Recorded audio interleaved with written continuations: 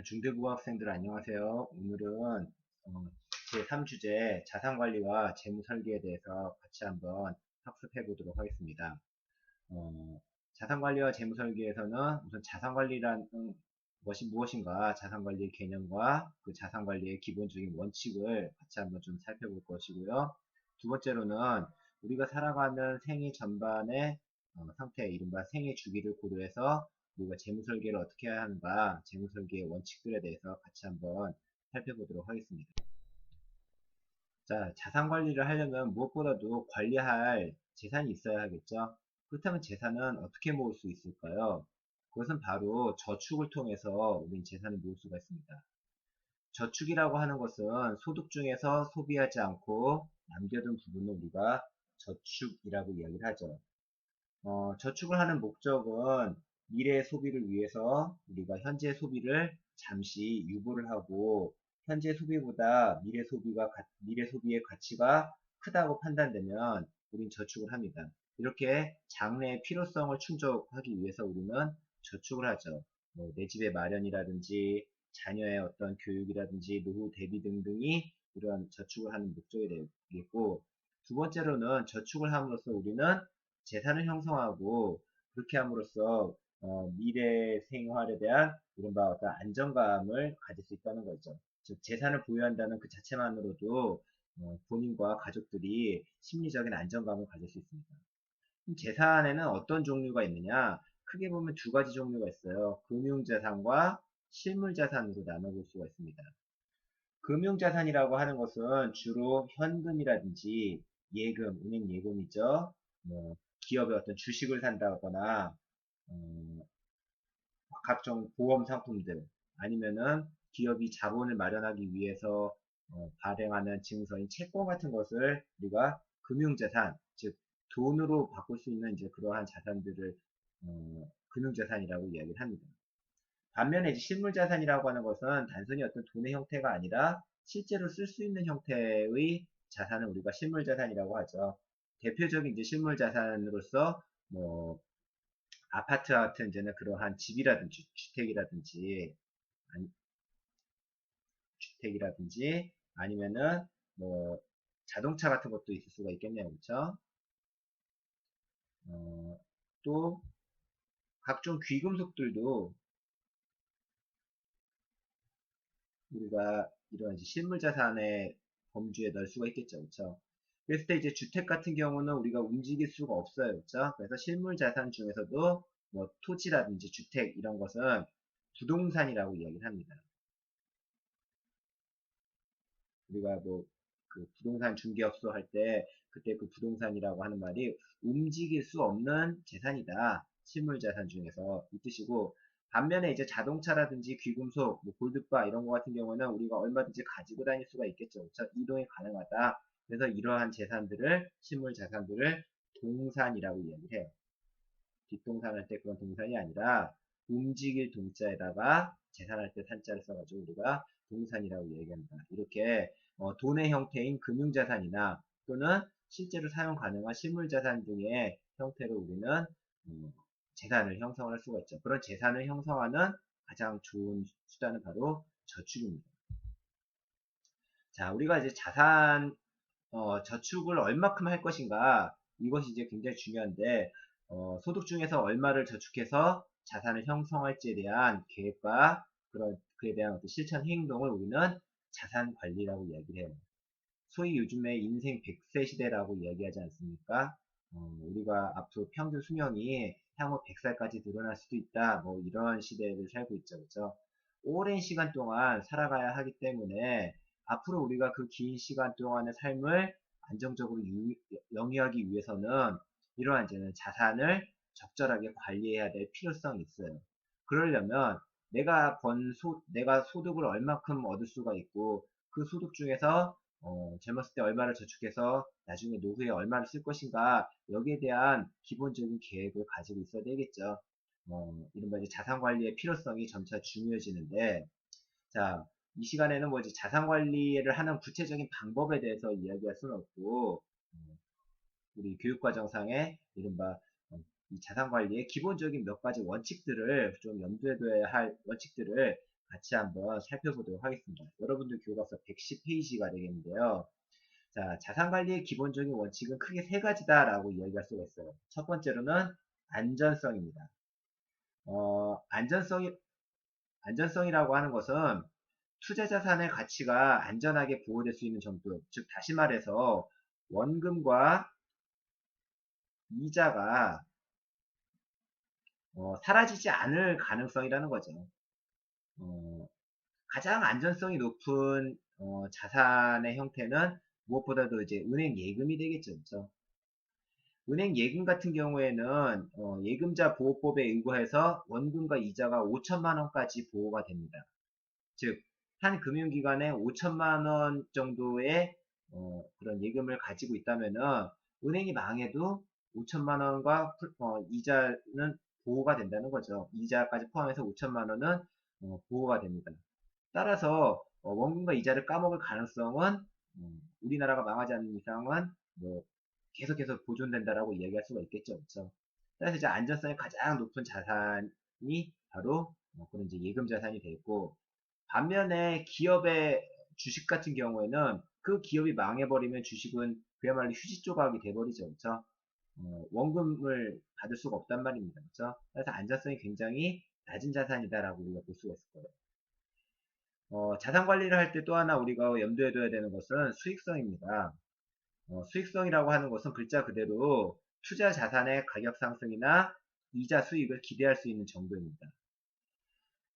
우리는 이런 생각을 종종 할 거예요. 원금과 이자를 까먹지 않으면서도 이런 이렇게 이자를 많이 받을 수 있는, 즉 수익성이 높은 상품은 뭐가 없을까라고 생각들을 많이 합니다. 하지만 그런 상품들은 실제로 존재하지 않습니다. 바로 이제 뒤에서도 살펴보겠지만 이 안전성과 수익성 사이에는 둘 다 동시에 추구할 수 없는 그러한 관계에 놓여져 있어요. 이를 우리는 상충 관계에 있다라고 이야기합니다. 서로 상자에다가 찌를 충자를 써서 서로 이제 충돌한다는 얘기죠. 이렇게 서로 양립할 수 없는 자산의 어떤 안전성과 수익성을 우리는 적절하게 고려하면서 이제 자산 관리를 해야 하고, 세 번째로 우리가 또한 빼놓을 수 없는 것은 바로 필요할 때 돈으로 쉽게 바꿀 수 있어야 된다. 즉 보유 자산을 쉽게 현금으로 바꿀 수 있는 이른바 유동성에 대해서도 생각을 해야 됩니다. 우리나라 사람들은 대부분의 자산을 부동산으로 가지고 있어요. 뭐 아파트 같은 이제 집이죠, 그렇죠? 집의 형태로 자산을 소유하고 있다 보니까 노후가 돼서 돈이 실제로 필요한데, 그런 어떤 이제는 아파트라든지 토지 이런 것이 잘 팔리지 않게 되면 이른바 유동성 위기를 겪을 수가 있겠죠. 그래서 노후 생활에 필요한 자금을 제때 마련하지 못할 수도 있단 말입니다. 따라서 우리가 앞으로 자산 관리를 할 때는 내 자산의 안전성과 그 자산에 대한 수익성, 그리고 필요할 때 쉽게 현금으로 바꿀 수 있는 유동성 등을 고려해서 앞으로 우리가 적절하게 자산 관리를 해야 할 겁니다. 지금 보고 계신 그래프는 여러분들 교과서 109페이지에도 나오는데, 자산 관리의 기본, 자산 관리에 있어서 이른바 수익성과 안전성 사이의 어떤 이제 상관관계를 보여주고 있죠. 이른바 수익성이 높은 상품들, 즉 고수익 상품들 같은 경우에는 대표적인 것이 이제 회사의 주식이라든지 뭐 아니면 간접 투자 상품인 펀드 등이 있습니다. 주식과 펀드, 뭐 채권, 정기예금 이러한 상품들에 대해서는 우리가 그 재무 수단에 대해서는 3단원에서 3-3단원에서 자세히 나중에 다루도록 할 거고요. 자, 고수익 상품은 대체적으로 안전성이 좀 많이 떨어집니다. 이른바 이제는 하이 리스크, 하이 리턴이죠. 즉, 리스크가 높으면 높을수록, 위험도가 높으면 높을수록 굉장히 많은 어떤 수익으로 나한테 돌아온다. 이것이 바로 수익성과 안전성의 어떤 관계다라고 이야기할 수가 있겠어요. 그럼 바꿔서 말하면은 안전성이 높은 자산의 경우, 즉 저위험 자산의 경우 당연히 수익성이 낮을 수밖에 없겠죠. 대표적인 것이 이제는 은행 예금입니다. 정기예금, 뭐 1년, 2년, 3년짜리 정기예금. 최근에 이제는 저금리 시대가 이어지다 보니까 은행 예금 같은 경우에는 은행 예금 금리가 2%도 채 안 되는 경우들이 많아요. 물가 상승률이 2%, 3%인 점을 감안해 본다면 실질적인 금리는 마이너스에 가까운 것이죠. 그렇죠? 마이너스인 경우도 있고, 그런 식으로 정기 예금 같은 경우에는 원금과 이자를 까먹을 일은 없습니다만은 돈이 불어나지는 않는다는 거죠. 물론 겉으로는 통장에 찍혀져 있는 숫자는 늘어나겠습니다만 물가가 매년 상승하기 때문에 그런 물가 상승을 감안해 본다면 실질적인 수익성은 굉장히 낮은 그러한 자산이다라고 우리가 볼 수가 있겠습니다. 자, 그럼 어떻게 하면은 합리적으로 자산 관리를 할 수 있을 것인가? 자산 관리의 어떤 왕도라고 할 수 있는 것은 없고, 이른바 이제는 영국 증시의 격언이라고 하죠. 계란을 한 바구니에 담지 말라. 합리적으로 자산을 관리하기 위해서는 자신의 어떤 투자 목적이라든지 투자의 기간, 이런 것 등을 고려해서 안정성, 수익성, 유동성 등을 고려해서 이른바 분산 투자를 해야 된다. 즉, 계란을 한 바구니에 담지 말라는 이야기는 어떠한 상황이 왔을 때 자기가 가진 재산을 올인하게 되면 그 자산의 안정성이 굉장히 문제가 될 수도 있다는 거죠. 그렇기 때문에 계란을 한 바구니에 담게 되면 계란이 한꺼번에 깨져서 모든 자산이 흩어져 날아가 버릴 수도 있으니까 따라서 여기는 이제 종목별, 업종별, 국가별 이런 식으로 나눠서 투자를 해야 된다. 이른바 이제 1981년 노벨 경제학상을 수상한 제임스 토빈이라고 하는 유명한 이제 예일대 교수가 소위 말하는 이제 포트폴리오 기법이라고 하는 것을 제안을 했어요. 원래 포트폴리오라고 하는 말 자체는 뭐 자료 수집철, 서류 가방 이런 뜻인데 투자에서는 자산을 여러 종목에 분산해서 투자를 함으로써 한 종목에 집중해서 투자했을 때 생길 수 있는 그런 위험을 피하고 투자 수익률을 높이기 위한 그런 이제는 재무적 방법을 소위 말하는 이제 포트폴리오 기법이라고 이야기합니다. 이른바 분산 투자가 앞으로 우리가 해야 할 어떤 이제 자산 관리에 굉장히 중요한 어떤 지침이다라고 이야기를 할 수가 있겠죠. 자, 그렇다면은 이러한 이제는 자산 관리를 함에 있어서 우리가 인생을 오늘만 살지 않겠습니까? 그렇죠? 오늘만 살진 않죠. 긴 인생을 살아가야 되는데 그런 긴 인생을 생각했을 때 앞으로 이제 자산 관리를 어떻게 해야 될까? 이른바 이제 일생 주기를 고려한 재무 설계의 필요성이 점차 늘어나게 되는데 재무 설계라고 하는 것은 개인이 벌어들이는 모든 수입을 적절하게 관리해요. 그 시기에 필요한 재무적 목표를 달성할 수 있도록 계획하고 실행하는 일련의 아주 장기적이고 지속적인 자산관리 과정이다라고 이야기할 수가 있겠습니다. 보통 우리가 이제 재무 설계라고 하면 파이낸싱 플래닝이라고 이야기하는데 이런 그 재무 설계라고 하면 흔히들 재테크랑 자꾸 헷갈리는 경우가 있어요. 재테크라고 하는 건 이제 재무와 테크놀로지의 합성어죠. 보통 우리가 가지고 있는 돈은 상대적으로 좀 적습니다. 그렇죠? 유한하죠. 반면에 써야 할 것은 상대적으로 좀 무한합니다. 즉, 가지고 있는 돈은 적은데 써야 할 돈은 많다 보니까 그 둘 사이의 불일치를 보통 사람들은 어떻게 메꾸려고 하겠어요? 보통 이제 돈을 더 많이 버는 방법으로 해결하려고 하죠. 재테크라고 하는 건 바로 이제 그러한 사고방식에 뿌리를 둔 관점이라고 할 수가 있겠습니다. 즉, 수익률을 추구한다는 거죠. 돈을 많이 벌겠다. 수익성을 이제 굉장히 이제 추구하는 그러한 방식이 바로 이제는 재테크 관점이라고 하는 것이고 반면에 이제 재무설계라고 하는 것은 수익률도 물론 따져야 하겠습니다만 수익률을 따지기 전에 자신이 쓸 돈의 용도가 자신의 어떤 처지 즉 자신이 어떤 시기에 어떠한 필요가 있는지를 점검하는 것에서부터 이제 출발한다는 겁니다. 즉 단순히 돈을 많이 번다는 것에서 그치지 않고 자신이 언제 얼마큼의 돈을 쓸 것인가 즉 이른바 자신의 어떤 이제는 쓸 돈의 용도를 먼저 파악을 하고 그것이 이제 적절한지를 점검함으로써 자신의 처지와 욕구에 맞는 재무적 목표를 설정하게 됨으로써 단순히 어떤 이제 돈을 버는 것에만 끌려가지 않는다는 거죠. 그러다 보면 당연히 이제는 무리하지도 않게 되겠죠. 그렇죠? 자, 그러한 측면에 있어서 재무설계라고 하는 것은 이른바 이제는 돈의 쓰임새를 전반적으로 관리한다는 점에 있어서 재테크하고는 그 성격이 많이 다르다라고 우리가 이야기할 수 있겠습니다. 재무 설계는 일생 동안 우리가 이제 지속 가능한 경제 생활을 하기 위해서 반드시 지속적으로 해야 할 필요성이 있는데, 자, 우리가 이제 보통 사람들이 살아가는 재무적인 사이클, 이런 거는 재무 주기를 좀 살펴보면 다음과 같다라고 이야기할 수가 있겠죠. 지출은 시간이 지나면서 꾸준히 늘어갑니다. 그러다가 자녀가 독립하는 시기가 되면 이제 점차적으로 떨어지게 되겠죠. 반면에 이제 우리가 뭐 사회생활을 하면서 직장을 가지면서 벌게 되는 수입은 직장 초년기에는 좀 비교적 낮은 수준의 보통 이제는 20대 때는 뭐 비정규직이라든지 혹은 뭐 알바, 인턴 이러한 이제는 그러한 상대적으로 정규직으로 취업하더라도 대체적으로 좀 그 수입이 좀 낮습니다. 그러다가 시간이 지나면서 점차적으로 수입이 좀 많아지게 되죠. 그렇죠? 그러다가 이제 정년을 맞게 되면 수입이 이제 다시 또 줄어들게 됩니다. 바로 이러한 이제는 어떤 간극이 나타나게 되는데 수입보다 지출이 많은 시기에는 우리가 이제는 흔히 노년 시기 이런 시기가 바로 이제는 수입보다 지출이 많은 시기죠. 그렇죠? 뭐 이때야 이제 부모님의 어떤 이제는 도움을 받을 수 있을지 몰라도 노후가 되게 되면은 부모님이 이미 돌아가시고 난 뒤기 때문에 그런 도움을 받을 수가 없단 말입니다. 따라서 개인의 노후를 준비하기 위해서는 어, 수입이 지출보다 많은 이 시기에 얼마만큼 적절하게 자산 관리를 잘 하느냐에 따라 나중에 이제 노후를 잘 보낼 수가 있겠죠. 그러한 종합적인 설계를 하는 것이 바로 이른바 재무 설계가 되겠구나.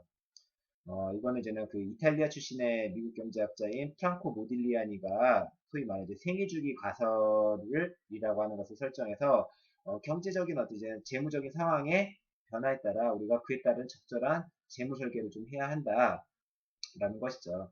그런 필요성을 역설을 했었었는데, 자 그렇다면은 재무 설계는 어떻게 할 것인가? 재무 설계를 하는 절차는 크게 이제는 5단계로 나눠볼 수가 있겠습니다. 첫 번째로는 재무적인 목표를 수립을 한다. 즉, 내가 어떻게, 어디에다가 돈을 쓸 것이냐. 예를 들면은 재무적 목표라고 하는 것은 같은 시간대, 즉, 현재 내가 갖고 있는 돈을 어디에 쓸 것이냐라고 하는 것도 일종의 재무 목표가 될 수가 있겠죠. 하지만 우리가 지금 여기서 얘기하는 재무 목표라고 하는 건 지금 갖고 있는 돈을 어디에 쓸 것인가 보다는 현재 가지고 있는 돈을 어떻게 활용을 해서 5년 후, 10년 후에 무엇을 할 것인가. 즉, 당장 보이진 않지만 시간이 먼 목표에 대해서 얼마만큼의 돈을 쓸 것인지를 미리미리 검토해 두어야만 그에 맞는 적절한 어, 지출의 조절과 수입에 대한 어떤 대비를 우리가 할 수가 있다는 것이죠. 뭐 주택자금 마련이라든지 자녀의 어떤 학자금이라든지 노후자금이라든지 이러한 재무적인 목표, 즉 이른바 생애주기에 따른 대표적인 과업들을 소위 말하는 재무적인 목표로 삼을 수가 있겠죠. 두 번째로는 재무상태 파악입니다. 이른바 나의 소득은 어떠한가, 지출 상황은 어떠한지, 그리고 보유하고 있는 자산, 이제 여기서 자산이라고 하는 건 앞에서도 얘기했었지만 빚까지 포함을 하는 겁니다. 그런 어떤 이제 자산 등을 검토함으로써 현재 이제는 재무 상태를 파악하고 난 다음에 세 번째로는 어떻게 재무 설계를 할 것인가, 자산 관리를 어떻게 할 것인가에 대한 이른바 행동 계획을 수립을 합니다. 이 행동 계획을 수립을 할 때에는 음, 얼마만큼 자산 관리를 할 것인지, 즉 운용 기간 또는 이제는 자산을 관리함에 있어서 발생할 수 있는 운용의 어떤 이제 위험 이런 것 등을 이제는 안배를 하는 것이죠. 즉 기간 안배, 단기 자금과 중기 자금, 장기 자금으로 나누고요. 위험 같은 경우에는 뭐 저수익이지만 안정성이 뛰어난 상품에도 좀 투자를 하고 그리고 고수익을 추구하는 하지만 이제 위험성이 높은 그런 어떤 상품들에도 적절히 나눠서 투자 설계 자산 관리를 설계하는 것이 이제 굉장히 중요하다는 거죠. 즉 이른바 행동 계획을 수립하고 그렇게 행동 계획이 수립이 되었으면 실제로 이제 행동 계획 즉 이른바 자산 관리를 이제 시행을 하는 것이죠. 보통 이제 우리가 이 행동 계획을 수립할 때 소위 요즘에는 이제는 재무 설계사라고 이야기를 하죠.